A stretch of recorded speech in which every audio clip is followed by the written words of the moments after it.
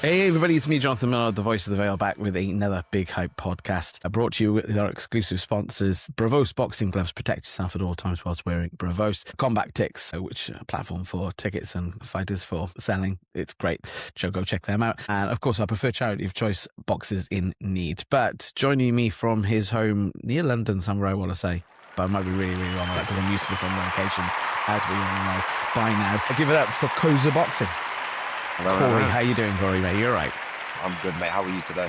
Mate, we were talking before we started. It's cold and it's just slow. Everything's just It's an energy draining day, man. It's an energy draining day. It is, and it's one of those things. But you said you didn't get into late, so we'll find out about that and what you do for work in a minute. But first and foremost, same question I've asked everyone who's come on the podcast so far, which is how and why did you get involved in boxing? I'm gonna put this D&D on before everyone. As you probably can imagine, it's a bit of a busy one. So me personally, I started boxing as more of an outlet for my mental health. I found for me that it was more of rather than being medicated as I was from young ages, I found even hitting the bag was a really good outlet for my ADHD. From there, it just kind of shot up to me getting others on the same kind of wavelength. And I realized that it's a good domino effect. If someone sees you doing something well and they're struggling with similar things that you have, it kind of goes in turn with making people a lot happier. Do you know what I mean? Yeah. So what was it that drew you into boxing? You said you started doing it. Was that, or someone suggested it, or was it something you just It's more picked of up? it's actually a random occurrence. I was in a bit of a housing situation and I was living in a YMCA.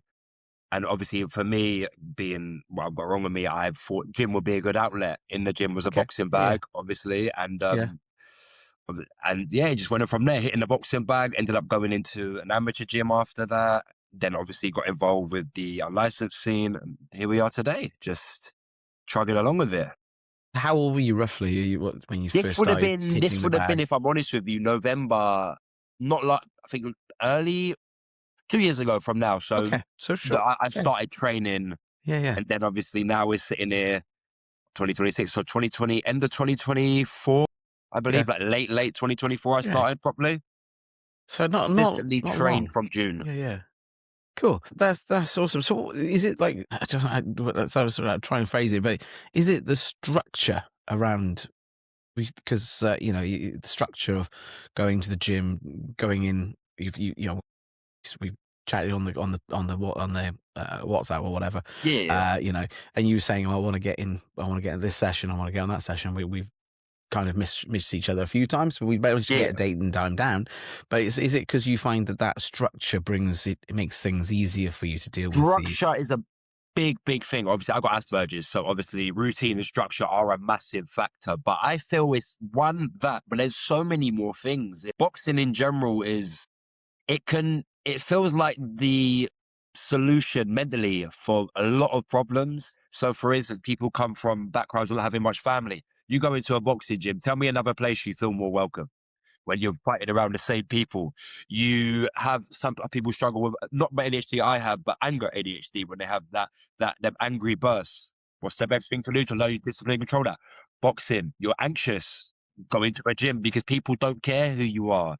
There can be someone who's from a completely different background. You've got someone who could be a fresh out of prison convict and a police officer training next to each other on a bag. It's one of them sports or one of them environments that, like, as you are well aware, there's no definition. It's what you put in, the work you put in, if it makes your reputation, the past you come from, etc. Do you know what I mean? Yeah. No, I agree with you. You know, in those gyms, it's one of the greatest equalizers of all. Exactly. Being in a boxing gym, because rich, poor, small, tall, Exactly. young, old, it doesn't matter. There's no social divide in them gyms. No. I wish we could all take a leaf out of that in life, but life would be easier.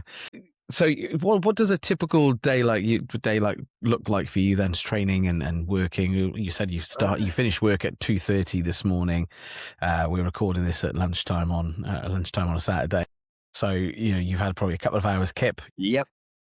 What do you do for a living? What does a normal day look like for you? Normal day for me, if I'm honest with you, as I say that the dog comes running up to be involved. A normal day for me. So throughout the week, obviously, I just work part time on the weekends I'm doing the doors and such. I'm a head doorman. For me, I'd say, well, right now I'm in camp. I've got a lot of fights planned this year. So it would be wake up, obviously intimate fast, as I do most days, until 12, just to keep the weight at a certain level. I've realized my inflows and outflows for that is the best way to do it. I'd end up taking the dog out for an hour or so. I'd start the day with a little jog, maybe a light one. From that, obviously, you'd eat something a bit heavier because then that's fueling your day. I'd usually head to the gym if I've got sparring or such during the day. If not, if I'm honest with you, most of my days are admin. My nighttime is my training. So 9:45, sometimes until even 2, 3 a.m. I'll be in the gym. Like I prefer sometimes training on my own, if it makes sense, when it comes to having a lot of fights coming up. Because I feel like, as I said about the social aspect of boxing, for me, someone with ADHD, I love talking. I love like talking to people. So when I'm in the gym sometimes, and obviously there's people around me that I just think, wow, like they're doing the same thing. I feel like I'm not putting as 110% in as I would if I went at 9:45 and no one was in the gym. I know you're paying me on this one because I'm that type of guy as well. I'm more Do you than know I'm like I'll walk it. To be honest with you, I haven't been to the gym for a while. So, but when I used to go to the gym a lot, Yeah. I'd jump on the treadmill and I'd be like chatting to the people next to me. I'm trying to have Yeah. conversations, and they got the earphones. They're like, "Fuck off, go away! I don't want to listen to you, mate. I'm just trying to focus Do you know and what do I've what I'm." And I'm like, realized? "Yeah, it was your weekend, mate. Yeah, But you know what it is for people, for us, I feel like, but for you feel like, okay, it makes my session go so much faster because I'm chatting away. I'm not realizing the time. But then I realized, I believed this until my coach told me, he said to me, okay, you come to the gym with me at 10 p.m., no music, we don't speak. I went in there for 20 minutes. It felt like 20 minutes. I was there for 2 hours. It's kind of like a flow state because there's no yeah, music, there's nothing. You kind of just learn to like muscle memory. Do you know what I mean? yeah. Okay." It's a great feeling when you look at the clock, you're like, it's 10 p.m. now. Wow, it's like midnight. How long have I been here? Like, it's work, man. It's all the work. So what's the biggest lesson then? I mean, guessing from what you just said there about that muscle memory skill set that you've learned. What's the biggest thing that you've learned, and what really gets the needle moving for you when you're trying to get trained and get ready for fights? Because as you said, you've got quite a few fights coming up now in Yeah. March and February, end of February. I've noticed there's one or two on your I was going to do another Instagram. one on the 31st, but obviously one of the opponents I was meant to fight pulled out. But I'm looking at 10 this year. I'm looking for 10 this year Okay. because I lost I'll be honest with you, I lost my bouts last year. That will lead into answering your question. I lost both my bouts. I jumped in against a 4 or 5 bouter. And if I'm honest with you, if I was more experienced, would have been brilliant. If not, okay, cool, it was a race fin decision. But I think for me, what gets me going now is that thought of someone else winning. And that thought of not letting people down around me, but letting myself down. I was training so hard and I felt like I was training amazing, but I wasn't training correctly. So all that training I did, there's no point because now, if I look at it in a way that's like, if I look at myself now, if I was jumping the ring with me on that Jude fight, I'd be done in a round.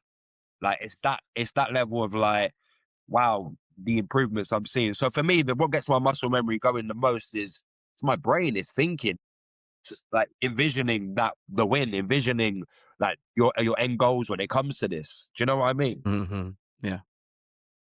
As you can probably imagine, like with ADHD and Asperger's, my brain's a lot different. I'm always boom, boom, boom, boom, boom. So for me to actually slow down, it takes a lot. But that I feel like for me, that gets me on like a robotic mode when I think, okay, it's time to lock in, it's time to train, rah, rah, rah, rah. Just silence and my own brain. Yeah. That's it. I'm just going back through your Instagram to find that fight because that was Dennis the Yes. Menace, and that was the fight Fight Zumi. Zumi That was my first versus ever act. That was Obi my, minus the Promotions. I've charity done a bit event. That more. was my first bout. Yeah, okay. I mean, that was Amazing. a big show. They asked me to do that, and I couldn't for whatever reason get involved with it. But they are good promotions. They are a decent promotion, if I'm honest. I really do like the way they're structured and the way they do things. They care. As you can imagine, hearing a promoter cares is a big thing in this industry. It is. It is, mate. It is, mate. It's, and so what? Going from so you came into it. You went into hitting the YMCA. You've done it. You've done a UWBC fight as well, ultra white collar fight show I as done well. that in 2023, I believe. Okay. Well, what? And then obviously you've gone into that semi sort of professional sort of ring remit that we've got with Fightsumi, OB.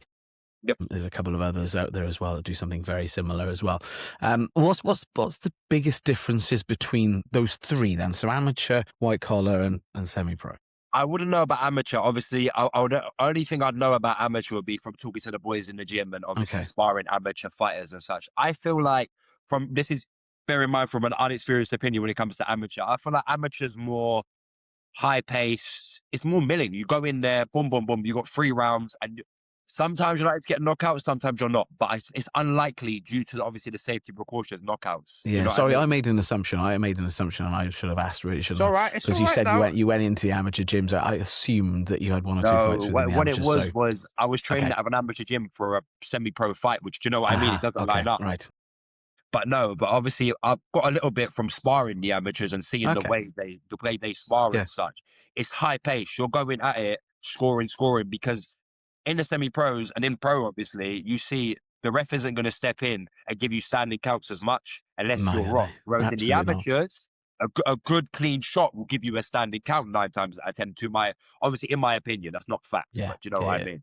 Yeah, no. So, just what's your experience then going from the white collar stuff to the semi-pro That's a stuff? completely different kettle of fish. The white collar, if I'm honest, I got a TKO, I think, in round 2. I knocked the guy down in the second round, and then I managed to finish him in the second as well. I don't know. If I'm honest with you, I feel like if you're looking at it from like a non-boxing perspective, semi-pro is the closest you'll get to being a pro.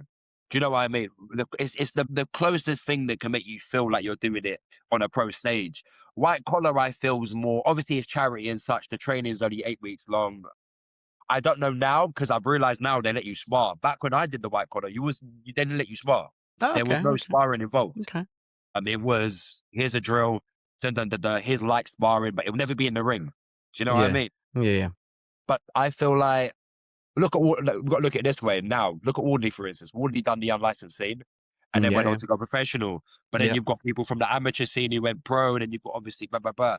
But I feel like the semi-pro scene for me is really up and coming right now. Like, I done it at the perfect time. I didn't jump on it when it became massively popular. I jumped on it just before. I feel like, yeah, white collar's good for me, to round it off. I think white collar's good as a starting point. Obviously, if you want to do it for a good cause, which is the biggest part of Yeah. it, Yeah. but for experience, I think white collar is a good starting point. Okay. It'll give you a taste for like, okay, here's how it's going to be on an Yeah. event. It's great. But I feel like when you go into the semi-pro scene, what I did, I went into the deep end. I didn't go to no small show. I went straight into OB, sold 50 odd tickets, and had thousands of people there. Do you know what I mean? So it's surreal. What was it like walking out to that in that arena kind of environment, considering the differences between The difference is for walkout. yeah. I don't think I was smiling as much on my Zumi debut. But if I'm honest with you, it sounds really bad, but I had 2 weeks of coaching. Like, I didn't have a coach for my whole camp for the first fight. Luckily, there was a lady called Ilgi. She took me on. She's a coach out of she was a Fenerbahce boxing coach, and she took me on for the 2-3 weeks. And if I'm honest, that gave me the confidence to actually step into that ring. My corner team dropped out. I had a friend who got me onto the Fight Zumi shows. And he ended up dropping out due to whatever he had going on in his life. And it kind of like took me away a bit. So Yeah. Okay. she was in the corner, whatever. But it was great walking out. I don't know, man. I don't think I've ever got anything to match it. That feeling of that stage going from white collar, walking down, obviously everyone cheering for you, to this is you can't really compare it. If I'm honest, there's no pyrotechnics with the white collar. There's pyrotechnics. There's things crazy. Big difference. Did you have any nerves? Did you have any? How did you Nerves, handle it? of course. If you don't go into a fight nervous, then you're stupid. As bad as it sounds, you're stupid. Nerves are a natural human response to everything. Do you know what I mean? If you don't go in there with nerves, then you're overconfident. You're going to get hurt. Now, don't get me wrong. If it's a complete mismatch, cool, great. But nerves are a good thing. Nerves are what keep our adrenaline at a stable level until it needs to go. If your nerves go before that, that's what it's called about, as you probably know, breaking the mental of an opponent. Their nerves go before you, that's when it becomes an easy fight. Do you know what I mean? So nerves, yeah, 100%. I was nervous. How did you handle it? Did you just kind of Just get on dig with it. deep? There's no Just other go on option with it? for it. Just get on with it. There's no Yeah. other option. When it comes to, it's the same thing I say to people when they say about, oh, should I start boxing? It's a barrier. That's all this stuff in life is a barrier. And you can probably agree with me here. Going to do these fights, and unless you have actually something stopping you physically, there's nothing stopping you. Like, so it's just pushing past it and walking through it. So I'm nervous to walk out. Moment I went through that threshold at the door, finished. That's it. Like, I was smiling, I was happy. Yeah, I lost at the razor thin, but I still smiled, happy, head Yeah. high. Do you know what I mean? Yeah, I just was thinking what you said there. I mean, thinking was what you said about people's metal going. There's been It's times where chess. I've turned up to shows and fights were agreed and everything was going on. They turn up at the weigh and they have a look at the opponent and then they go, oh, don't like that, or they see a video on Facebook or something or Instagram or TikTok and they've watched this guy sparring and they're like, oh, actually, I might not want to take that fight. He might be, You know what it it's is? Can I be yeah, honest with you? Like, you probably can understand it's this as hard. well. Like, It's hard I've though. realized, like, people sparring and such as well. It's another thing. Sparring and fight footage is 20 times different things. Like, I just said about mental sparring. Anyone can be comfy. So, like me, for instance, I'm so comfortable sparring in my gym. I love my gym. Like, I feel amazing there. It's completely different in the ring. The nerves are. The spotlight is on the nerves in the sparring arena. The spotlight isn't on the nerves. It's on both of you. Whereas in that ring, it's just the nerves. That's all it comes down to. And it's a different atmosphere, isn't it, from being in the gym, comfortable You've got in a another condition coach you know. shouting from Yeah, the other side of the ring, and you're trying to filter him out to hear your one, to then watch your opponent. There's so many subconscious things going on at the same time. It can be very overstimulating for some people. That's why I feel like sparring's amazing to do. Get in there with it, but you definitely need fight. That's what fight experience. That's why the white collar is a good thing to start with, because that gives you a little taste in it of like, okay, here's what I'm going to expect when I go on to this level. yeah. Yeah. And it varies, if white collar company to white collar company. I know I've worked with one for a long time, and I know that, they have different ways of doing it, but it is still a good experience to get yourself a little bit. When you said that, I think of another guest that we've had on the podcast, Tilney Irish, when she came on. That's how she started. She started doing lockdown in the garage, and then she kind of went into white collar sort of stuff, and now she turned professional. So it's again, she's gone a slightly different route, but very similar in that respect as well. And it gave her, as she said, the same, very similar. It gives you a good experience, a good grounding, so you can progress on. And like you said, Wardley, is another great example of that. I mean, he's Big going to be fighting example, Dubois especially soon, so now. good on him. How would you describe your style then of boxing, your style of fight? Can I put it in one word? Go for it. Scatty. I I'm a love it. scatty I boxer. love it. Obviously, mate, like, bear in mind, I've gone from coach to coach now, and now I've finally settled with one of my coaches now, and he's kind of taught me more of a, it sounds weird, but not a pure Soviet style, but because I'm long, I've got really good reach. I'm 6'1", bordering 6'2", with very good reach. He's taught me more of a Soviet style.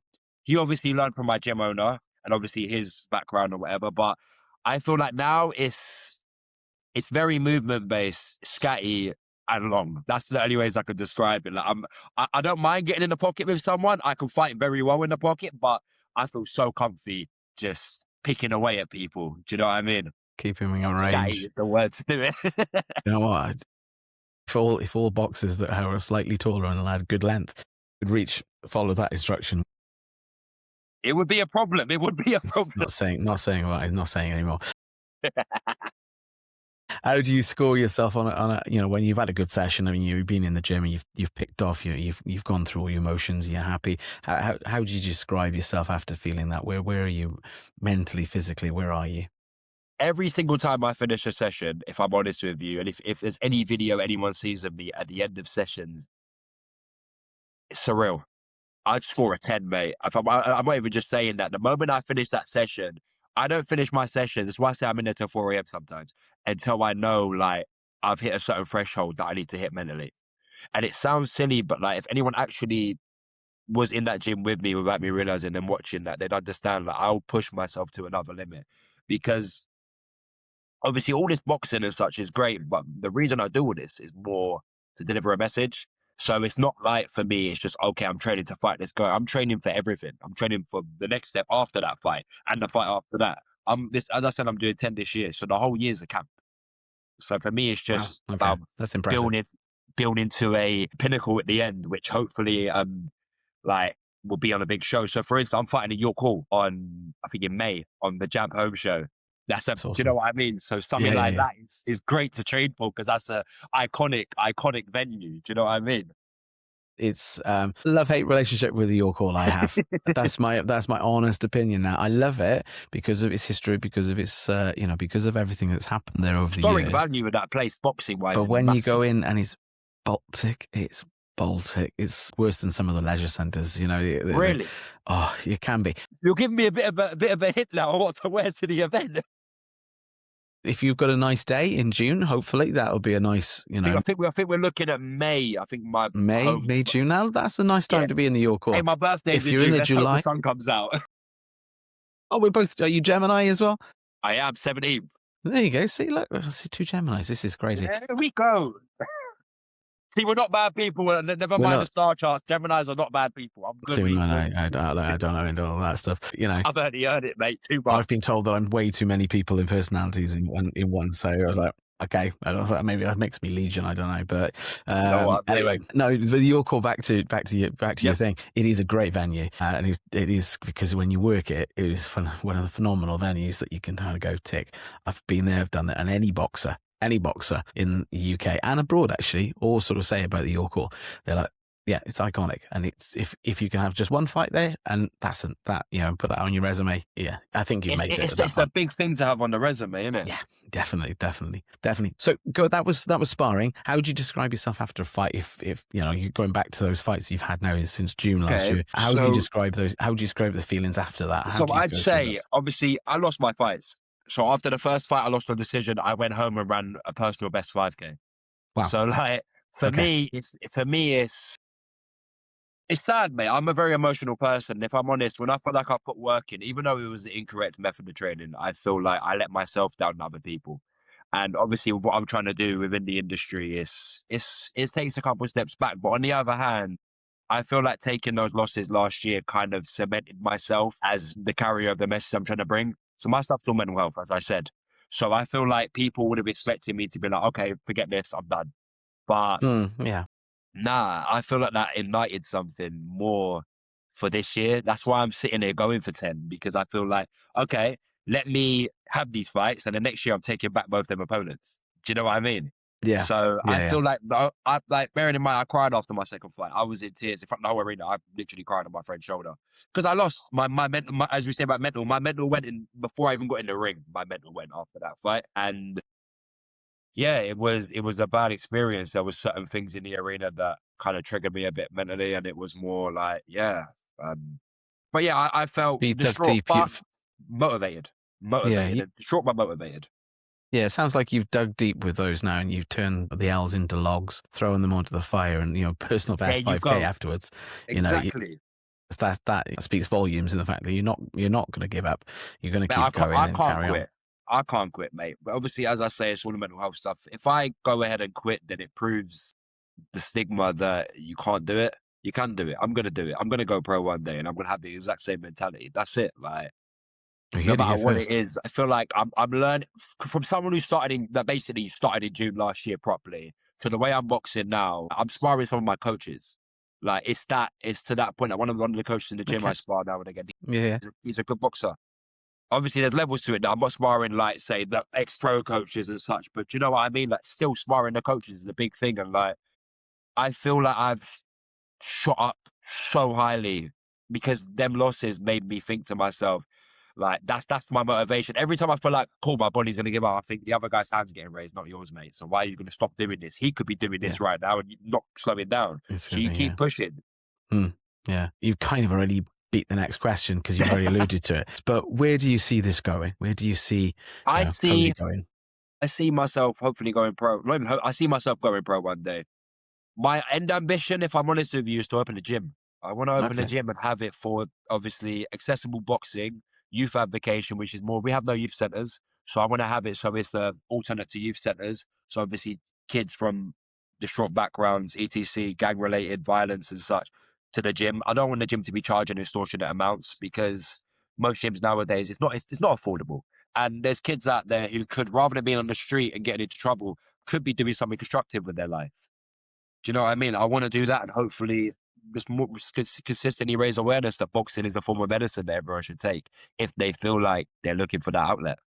So that's where I see it going. I see myself becoming more of a huge advocate and eventually, once retiring from pro, doing that. So this is the after thing, but you're gonna turn pro as well. I want to go pro. I definitely want to go. Okay. I'll say it here. I don't know if I've said it on any other podcast before, but I'll say it here. My actual ambition here is we've got two guys at my gym on their pro debuts coming up this year. So obviously we've got Joanne Elias and Vittori going pro this year. They that's the kind of footsteps I want to follow in. I think they both come from the amateur background, but I'm more looking to see, as it's a home show in York Hall, I feel like if I prove to the main man in the gym that I am ready at some point or a season with that level of potential, that he will put me on the same. Do you know what I mean? Okay. One day. So that's kind of the door I want to open when the time comes. I feel like do this year, get my losses back, keep it consistent, and hopefully that conversation will strike up. If not, there's obviously alternate routes, but that's the one I want to go for. That I think that would make me more heartfelt going through my gym. Do you know what I mean? Yeah, no, I think that's again, I think you've got a plan and stick to it and follow it through and see where it takes you. You know, well, again, yeah, absolutely. That bit of opening up your own gym, perhaps even contributing to the gym you're already with. Again, there's opportunities there, I'm sure, and they will present themselves when the times are right. And I fully believe that happens. My own, as long as there's a section for them key things, the mental health, the youth advocacy, and the outreach and the accessible boxing, as long as them 3-4 things are in place, I'm happy to do it with anyone. Yeah, because it sounds like something you could do in a couple of different places and bring more than just in one place. You understand this. We can't, as individuals, we can't change the world. We can't change the world. But I can have a conversation with you, and you can have it with one person who's then that domino effect. That's how things change. It's about people proving something to someone who then passes that message on, and then it's like passing the torch. That's why people say to me, "Oh, when I first started this, they were like, oh, but if you're doing this, who's actually going to hear it?" Well, loads of people have heard it. I've got people who have messaged me that I've started boxing because of you. I'm going to have my first fight this. I'm going to have this, like stuff like that. You can't buy that. Yeah. You can't buy that level of like, wow, I've changed someone's life around. You turn up to a show and there's 1,000 people in the show. The podcast, my podcast gets a good couple of hundred views, and again, there's again other platforms that you've been on and Instagram as well. All these social media, the eyes are on and the ears are on always. So there's definitely ways forward there as well. This all makes you unlock your true character. Obviously, there's easier ways to get led astray in the world. Easy ways. When you're doing stuff, as you 100% understand, like there's certain ways you gotta act, and it becomes normal behavior. Like certain things that you would have done potentially before or said before, not things that could be classed as wrong, but maybe not political, but like questionable. Do you know what I mean? Stuff that you could maybe like. There's too many answers for it, so I'm more direct now. I feel like boxing itself and all of this stuff has made my character develop the way it should have. So I'm more direct. I'm 100% more confident in the way I speak. There's so many things. I can't put a note down to it. Do you know what I mean? It's big for character development as well. All of this. I think so. It does make people. It does make people boxing. So yeah, definitely. You've got let's talk about the fights coming up. You've got 2 fights coming up that I know of. You may have more because what you just said. What, if I'm honest with you, we've got what's the next thing? Two currently. I've got 28th of February, Marshall Promotions in St Albans. That's going to be my first fight back in the ring this year. Looking forward to that very much. Obviously, local. I went college in St Albans. That's going to be brilliant. I've got a few friends and such coming to that one. Obviously, big up James Marshall for getting that one on. He built his promotion good, like very good. I remember when he spoke to me the first time about it, being like, I'm going to start a promotion. I was like, yeah, cool. Here's some advice from me because I've been on the promos. I look at him now, he's got a big show coming up. Then I've got Future of Boxing, 7th of March in Kingston circuit, which is going to be, I'm very excited for this one. Jab show coming up. Promotion. Have you been on there? I've worked with Harry once or twice. Okay, I haven't been on Future Boxing yet, so I'm excited. Okay, what That else is we a got? good. Kingston's a good. It's a good little. It's a good. What's the word I want to say? Like it's no. It's just like how to describe it.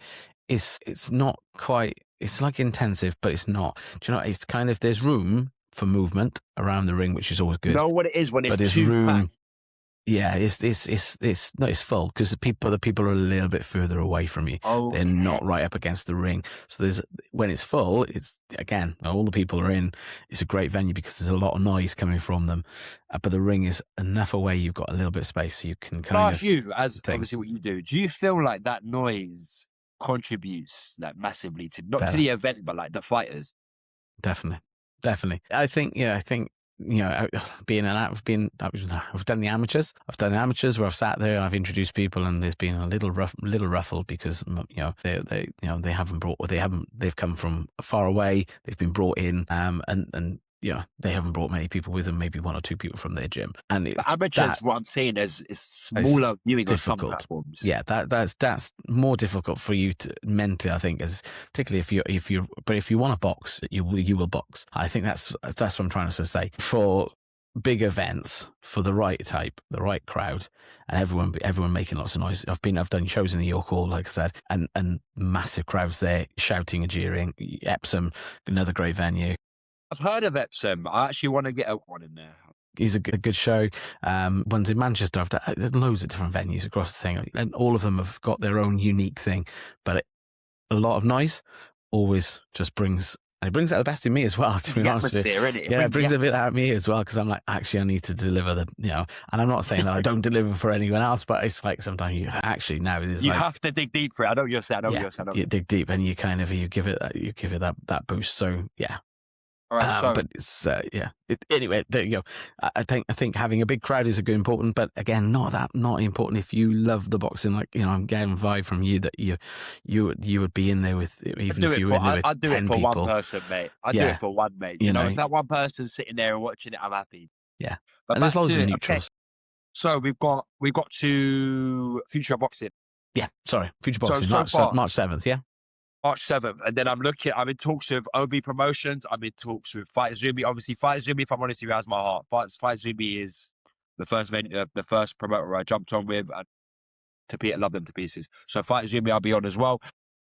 I'm very, very leaning towards Colchester, Future Boxing, the Trinity nightclub.